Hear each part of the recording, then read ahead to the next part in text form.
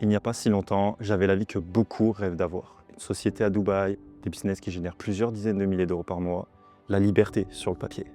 Et puis un jour, j'ai arrêté un de ces business. Un business rentable, volontairement. Pas parce qu'il marchait plus, parce que moi, je marchais plus. Et dans cette vidéo, je vais te raconter ce que j'ai compris ce jour-là. Parce que si tu es entrepreneur ou que tu rêves de le devenir, il y a de grandes chances que tu sois en train de construire exactement la même prison que moi, sans même t'en rendre compte. Avant ça, 2 minutes sur qui te parle. Pas pour t'impressionner, mais pour que tu comprennes la suite. J'ai lancé mon premier business à 14 ans, dans l'achat-revente, un succès. Avant ma majorité, je gagnais déjà entre 2 et 3 000 euros par mois. Depuis, ça fait plus de 7 ans que j'entreprends. J'ai connu le travail manuel, le salariat, le business physique, puis le digital. Du coaching, des produits. Certains projets sont montés à plusieurs dizaines de milliers d'euros de chiffre d'affaires par mois. J'ai participé à des masterminds depuis mes 16 ans. J'ai eu des équipes, des associés et j'ai voyagé aux 4 coins du monde. Dubaï, les États-Unis, l'Amérique du Sud, l'Asie. Sur le papier, j'avais coché des cases. Et pendant que je construisais tout ça, je détruisais tout le reste. Et ça, personne ne le met dans sa bio. Si tu retiens une chose de cette vidéo, retiens celle-là, la liberté financière. C'est la prison la mieux vendue sur les réseaux. Ton business est devenu le personnage principal de ton histoire. Et toi, tu es passé figurant. Spectacle de ta propre vie. Et je vais te dire ce que ça m'a coûté concrètement. J'ai sacrifié des relations qui comptaient vraiment, des gens qui m'aimaient et qui sont passés après un dashboard rempli de chiffres. Je me suis entouré des mauvaises personnes dans un environnement toxique. Et avec le temps, j'ai fini par normaliser ces habitudes. J'ai pris des décisions par ego, pas par vision, par ego. Et surtout, j'ai fait l'erreur qui résume toutes les autres.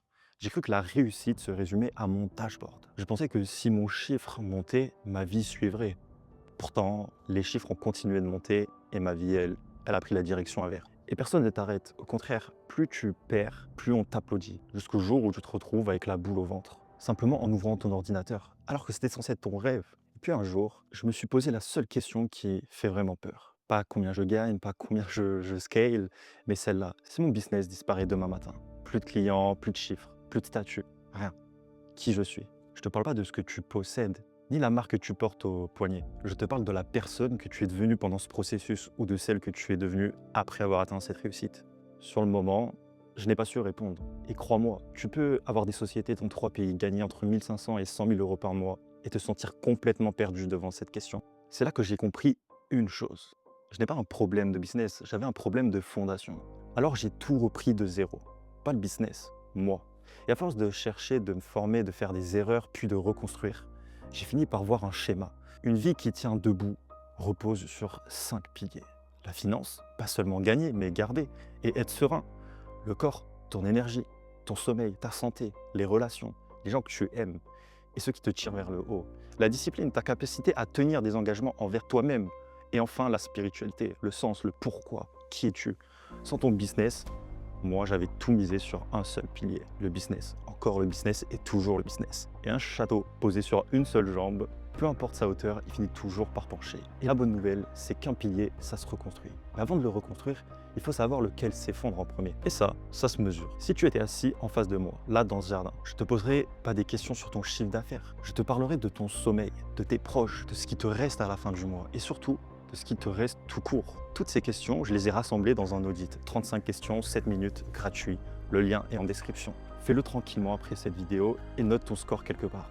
Moi, le jour où j'ai vu les miens, j'ai pris des décisions radicales. J'ai quitté l'environnement qui me détruisait. J'ai arrêté un business rentable parce qu'il n'était plus aligné avec mes valeurs. Oui, rentable. Oui, je l'ai quand même arrêté. C'est la décision la plus difficile, mais aussi la plus juste que j'ai prise. J'ai reconstruit une relation que le business avait abîmée. J'ai travaillé la communication, la confiance, le pardon. Et ça a pris des mois. Je suis revenu à la fois à des valeurs simples, la famille avant les chiffres, l'intégrité avant les opportunités, le long terme avant le prochain lancement. Et tu sais ce qui est fou? Mon business ne s'est pas effondré, au contraire, il est devenu plus sain. Parce qu'un entrepreneur qui dort, qui aime et qui sait pourquoi il se lève, prend de meilleures décisions que celui qui fonctionne uniquement à la peur et au café. Il y a un dernier truc que je dois te dire. Il n'est pas confortable. Être prisonnier de son business, c'est confortable, oui, confortable. Parce qu'aujourd'hui, quand on pousse les gens ambitieux à croire que la solution est toujours la même, travailler plus, fais plus, produis plus, alors tu investis toute ton énergie dans ton business. Et presque plus rien dans le reste de ta vie, ton corps. Plus tard, tes relations. Quand j'aurai plus d'argent, tes valeurs, pareil. Et on t'a même fait croire qu'avoir une relation était un frein à la réussite. Et je n'y crois pas. Le problème n'a jamais été d'aimer quelqu'un. Le problème, c'est de construire avec quelqu'un qui ne va pas dans la même direction que toi. Ton business devient alors ton refuge. Mais avec le temps, ce refuge finit par devenir ta prison. Pas parce que personne ne te reproche jamais de trop travailler. Au contraire, on t'applaudit. Jusqu'au jour où tu lèves la tête et que tu réalises que tu as construit un business en oubliant de construire une vie. Cette vidéo, c'est la main sur l'épaule que personne ne m'a posée à l'époque. Aujourd'hui, je te parle depuis mon jardin. Pas avec une Lamborghini derrière moi, pas avec un setup pour t'impressionner, et je te promets une chose, c'est que je vis aujourd'hui avec un business aligné et des piliers qui tiennent debout, vaut largement plus que tout ce que je vivais au sommet des chiffres. Alors avant de partir, réponds-moi honnêtement. Le rêve qu'on t'a vendu, la liberté, le temps, la belle vie, il ressemble à quoi dans ta semaine? Alors voilà ce que tu vas faire maintenant. Première chose, tu fais l'audit, 7 minutes, gratuit, le lien en description.